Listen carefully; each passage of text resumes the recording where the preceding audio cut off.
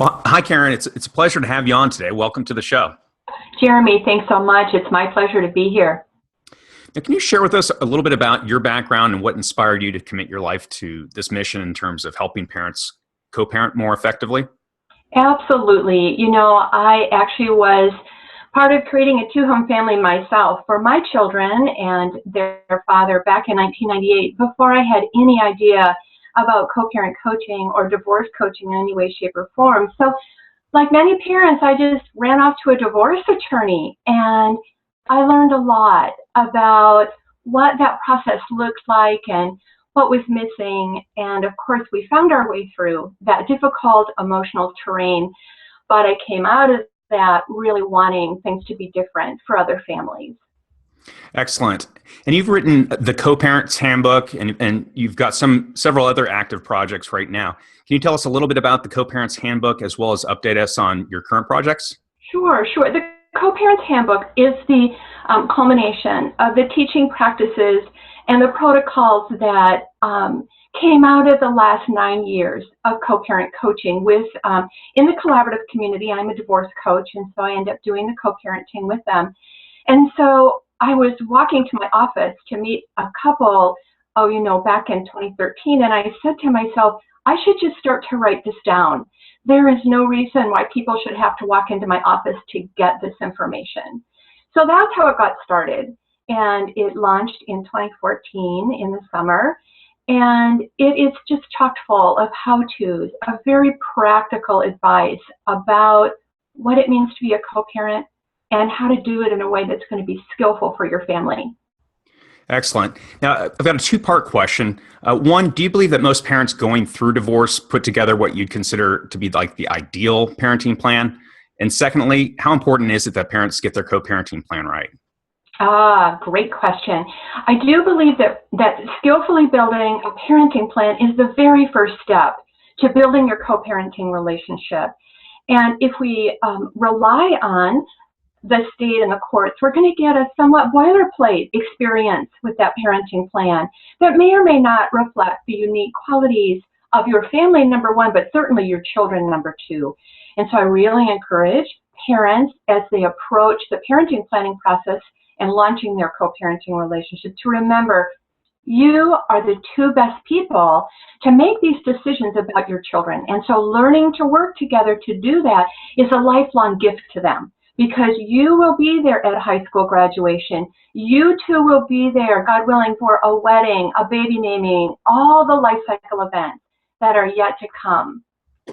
Excellent. Also, you use the term uncoupling a lot. What does that mean exactly, uncoupling, and how does it impact co-parenting? Right, exactly.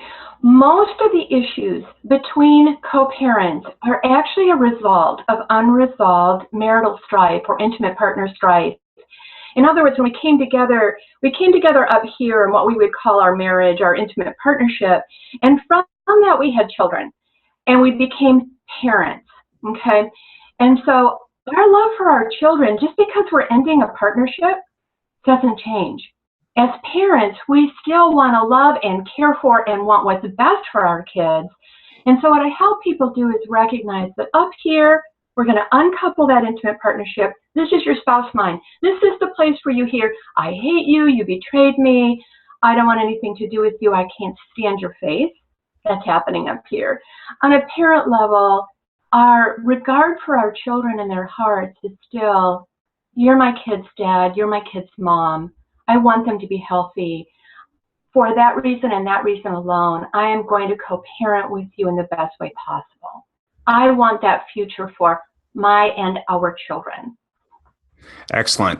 Now, also, I think like during a divorce, there's obviously a lot of challenges. What would you say are the common mistakes and pitfalls that parents make in terms of co-parenting, planning, communication, and then keeping conflict really to a minimum? Right.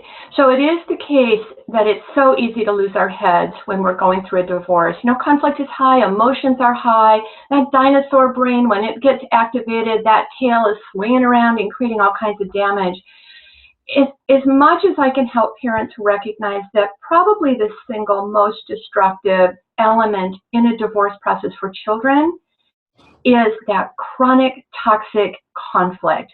Now, I'm not talking about healthy conflict. I'm not even talking about disagreements that I might have with you. I'm talking about the things I say and do, and often with and to my children, that are intended to hurt you. So using our children, getting them caught in the middle, saying ugly things about you when I know that half of their heart belongs to you, Jeremy, right?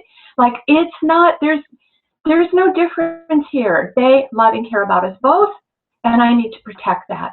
So that conflict is really, really important.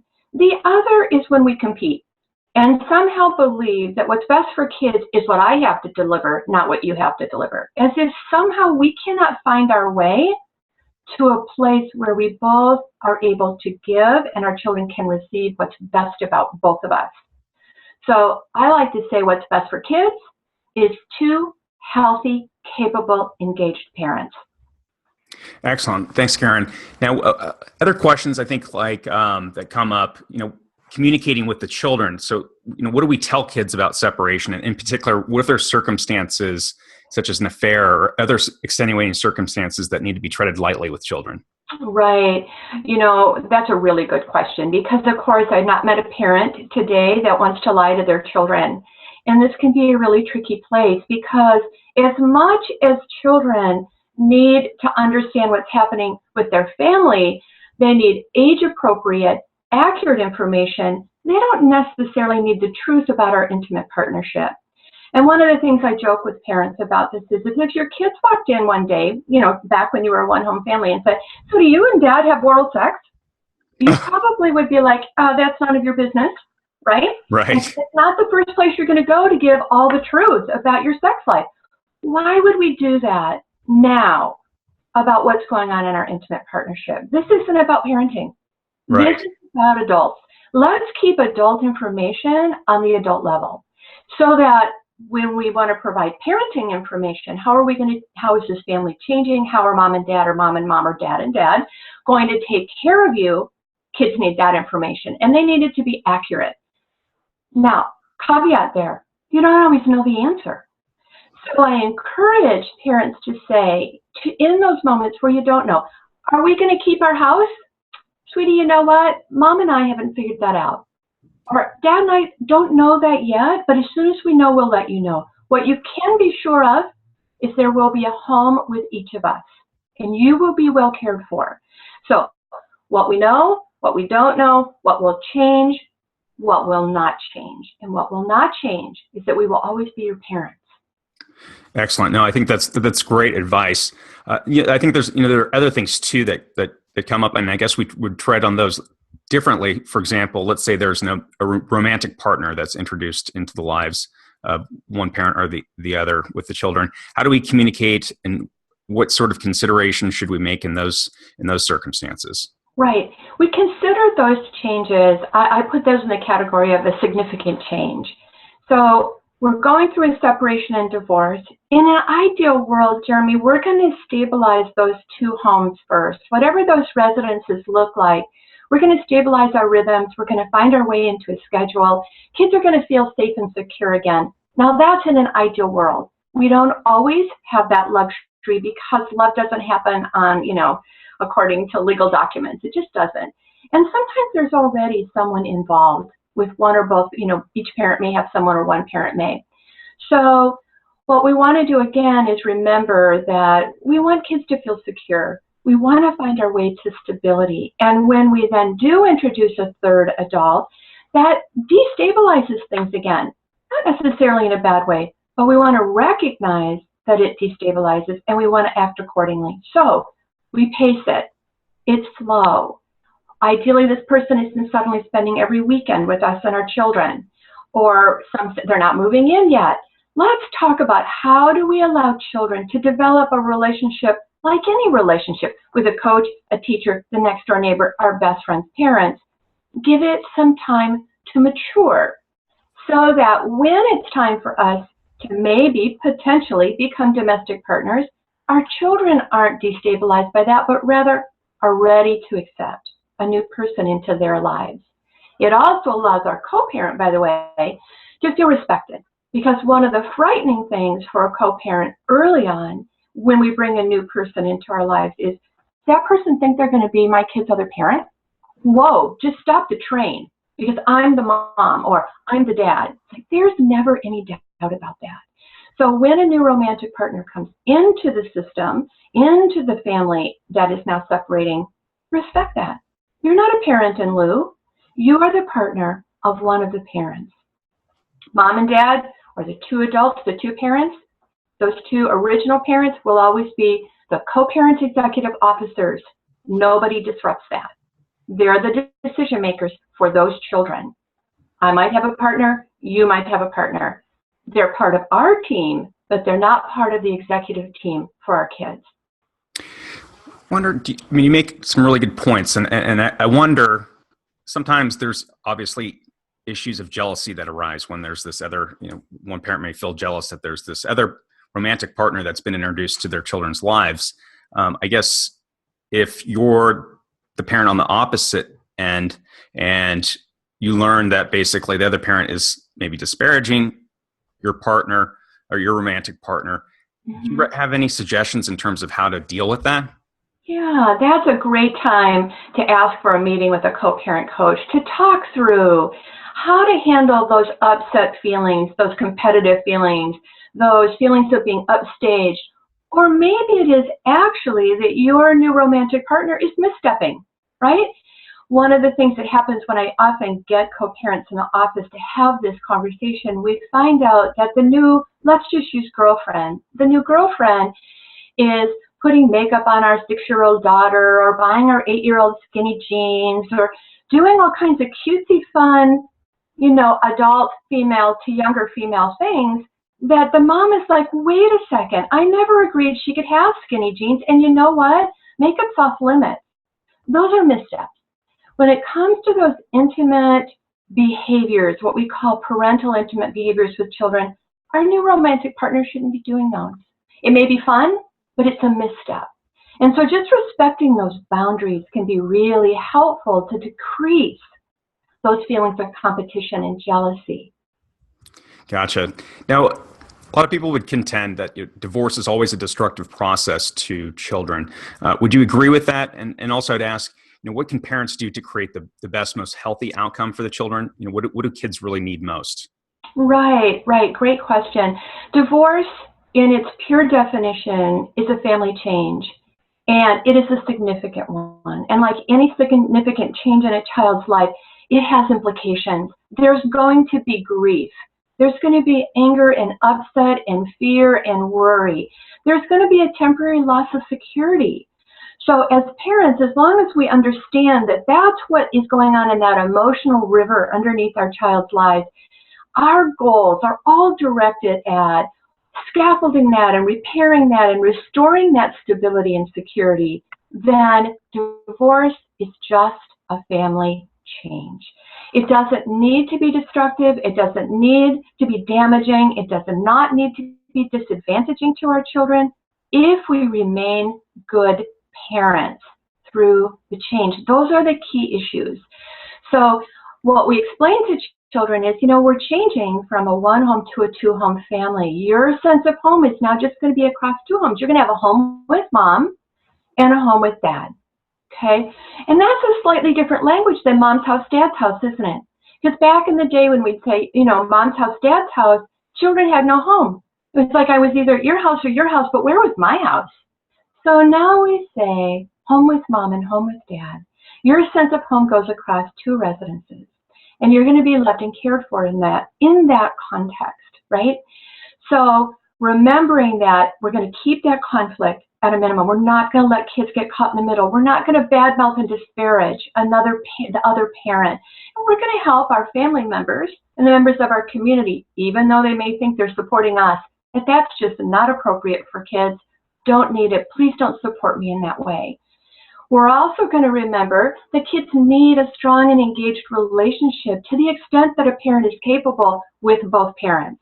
So I'm not going to compete with you and assume that you should just be an every other weekend dad and a hamburger night, because after all, I've been home with these kids ever since they were born. No.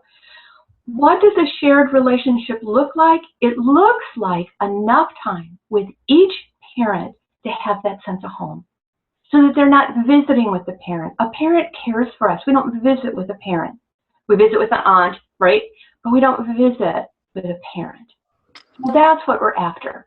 Right. And you had mentioned, I think in one of our previous conversations, about sometimes we can get overly caught up in, I guess, the letter of the law or the agreement. And so sometimes we should take more liberties in terms of flexibility and rather than getting so caught up in just the minutia, have that flexibility. Could you expound on that a little bit? Sure. When we have a healthy co-parenting relationship, it's going to be easy to go to each other and say, hey, I've got a work conference this weekend. I can't get out of it. It's my residential schedule. Would you like to have the kids? Or would you care for the kids for me? Now, I'm not going to assume that you're available. You might not be. But I want the kids to be with you if they can't be with me. And that kind of flexibility, that kind of generosity is normal when we're parenting well together. So we really still strive for that. If you and I are not getting along, Jeremy, and we're co-parents, we're going to follow that co-parenting plan, that parenting plan to the letter of the law to diminish conflict. That's its value. A well-written, a well-crafted parenting plan helps us when the wheels are off the bus. Because then I know exactly what to do on Saturday when I have to be at that work conference and I need to make sure the kids are cared for. And what you're doing is irrelevant. I don't have to worry about it. And you aren't going to feel intruded on by me. All those other negatively connoted aspects that can come up.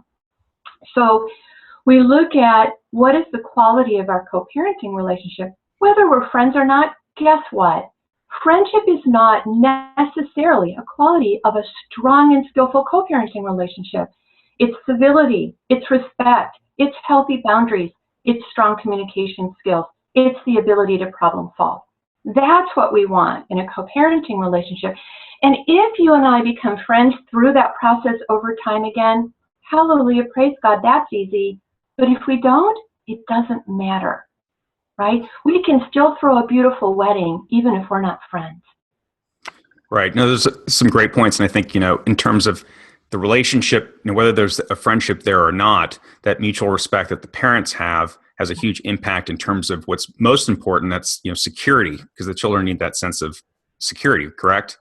Correct. And our problem's going to get solved and my activity is going to move forward. And are you going to show up at my soccer game? Because guess what? I want you both on the sidelines of my soccer game. That's one of the most important things. When I look up from blowing out my birthday candles, that I look up and I see you both there. You don't have to be standing next to each other.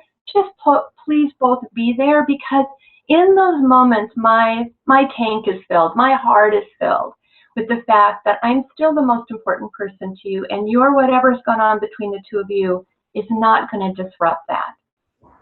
Excellent. Couple things too, or a couple terms, I guess, that you use a lot: spouse mind and parent mind. What do those terms mean exactly? Well, so let's go back to that uncoupling process just for a moment. And so when we're having those rageful thoughts, or we want to disparage this other person because we feel like they've done things that are deceitful, untrustworthy, betraying, I actually think you ruined the family. I might think that, okay? That's in my spouse mind. That is how I see it as an intimate partner or as an adult who had hopes and dreams that your decision to leave our relationship has changed, okay? And so that's spouse mind. But when I'm down here in parent mind, I'm thinking to myself, my kids are so lucky. You are an incredible dad, and I know they need you. And I want them to have the experiences and the influence that you have to offer. That's parent mind. And learning to discern between the two is really helpful in terms of guiding our actions and guiding our parenting planning and guiding our co-parenting relationship. Now, the term children's best interest is thrown around a lot in the context of court, but you also talk about it just in terms of how do parents figure that out, what the best interest of the children is? Right. Let's go back to the model that we'd used when we were married. So we would pay attention, number one, who are our children? What's their temperament? What are their needs? How do they handle transition? What kind of homework support do they need? How much sleep do they need? What skills do we want our children to build so that they get launched into a healthy adulthood, right? So we're gonna look at it through that lens. Then we're going to ask ourselves the question, how best can the two of us together in separate homes, together apart, make sure that those skills and those experiences and that love and security is best maintained. The other thing we're going to look at is just developmentally. Where are our kidlets developmentally? Because what my 3-year-old might need or my infant might need is different than what our 12-year-old might need. And we may have different capacities to provide for those needs. So let's just acknowledge that. And either we're both going to build capacities if we don't have them, or we're going to allow one of us to meet those needs because that makes the most sense, knowing that what we might be doing at age 3 will look different than what we'll do together at age 7, right? So we have all of those ways of looking at what's best for kids, including the sibling group, and how to map that in a skillful parenting plan so that our co-parenting matches who our children actually are. Got it. And what about, there's 2 other words, what is it, guest parent and duty parent? Right. I use guest parent and duty parent to help parents stay out of competition and conflict. So we have a residential schedule, and let's just say I am on duty this weekend. The kids are with me, they're in residence with me, but we're at a soccer game, okay? And we're both there, and one of our kidlets is on the field, and 2 of our kidlets are in the stands. Of course, I say the 2 that are in the stands, hey, there's your dad. Go say hi. Go greet him. And you greet him and you cuddle him and all that good stuff. And then they say, Dad, can we go to the snack shack? Will you give us some money for ice cream? Right? Now, there are a couple ways you could respond to that. You could say, I give your mother child support for that. You go ask your mother. It's her job to be buying that. That'd be one response. By the way, not the right one. But here's a different one where you say, hey, you know what? Mom's on duty. So you need to go check with Mom because, I just have no idea what her plans are for lunch. So go over and ask Mom, and if she says it's okay, if she wants me to take you, I'm happy to. So I am going to respect who is the residential parent. They're the decision maker. It minimizes conflict. It's now the end of the game. Mackenzie comes off the soccer field. You go over, high five her, tell her what a great game she had, and then you say, Mom's waiting for you. So that there's no disruption to the transition. We're not competing. We are coordinating. I'm on duty. You are the guest. That's how it works. Got it. Now, do you have any suggestions? Let's say, there's issues where perhaps, the children are asking the other parent for money for different things that, that are kind of above and beyond their monthly child support, and they haven't necessarily, the parents haven't agreed on what those amounts are, but there's pressure being applied by the child towards the other parent for different things that they may or may not have agreed upon. Exactly. Really great question. So parents need to get very comfortable with saying, your mom and I, your dad and I. And it goes just like this. You know what? I hear you. I hear you want to do the ski bus again this year, but you know what? Mom and I have not had a chance to talk about that. So when we have our meeting, we'll talk about the ski bus and we'll both get back to you. So again, we keep executive team information where it belongs. We keep kids where they belong. I'm not going to compete with you by telling them that I think being on the ski bus is great before I know whether you can support that on your time, number one, because it's going to cost time, or if you can afford it. Why would I throw you under the bus? To look like the good parent? How is that good for kids, right? So our ability to decide things together and hold back our enthusiasm, I always use that spring break trip, junior year, go to Washington, D.C., that whole thing that kids get to do in high school. They come running through the door and say, hey, this is going to happen. Can I do it? Can I do it? And you say, oh, wow, that's exciting. But you know what? Your mom and I, your dad and I, will need to talk about that. And we'll get back to you. So there you go. Those extraordinary expenses, no matter what they are, we're going to have those planning meetings. We're going to plan. We're going to talk. We'll decide. We'll follow through. Keep a good credit rating with your co-parent. That's perfect. I mean, I think, the simple response is really, your mom and I, or your dad and I, have to talk about that, Well, it's exactly what we would have said before the divorce. Why are we not saying Say it it now. Right. now? Excellent. Well, thanks so much, Karen. In closing, I would just ask, do you have any, in terms of the communication issues that arise between parents during this process, do you have any final words of advice for parents going through this, and how to ensure that the communications, that they don't get strained? Absolutely. I actually encourage parents to use a business or colleague style communication with one another. I also rely on Bill Eddy's BIF, which is, your communication is, first of all, always child-centered. There's no reason for you to comment on your co-parent's individual life. You are no longer connected as adults, so let that part go. But that being said, if we're child-centered, we're respectful and well-boundaried, we're going to be brief. So don't go on and on and on and on and on. Brief. We're going to be informative.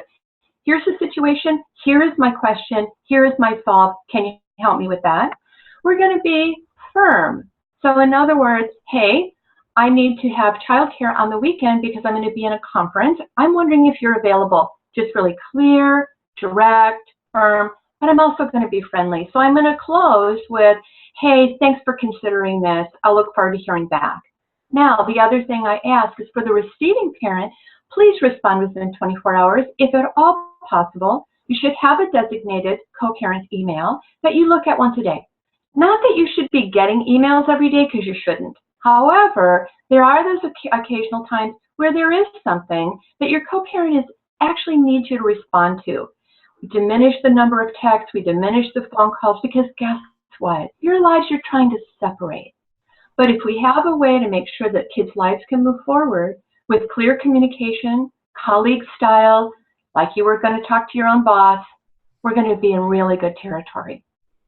Excellent. That's great advice. Thanks so much, Karen. I really appreciate it, and I wish you the best of luck on all the new projects that you're working on. Thank you, Jeremy. It's been my pleasure.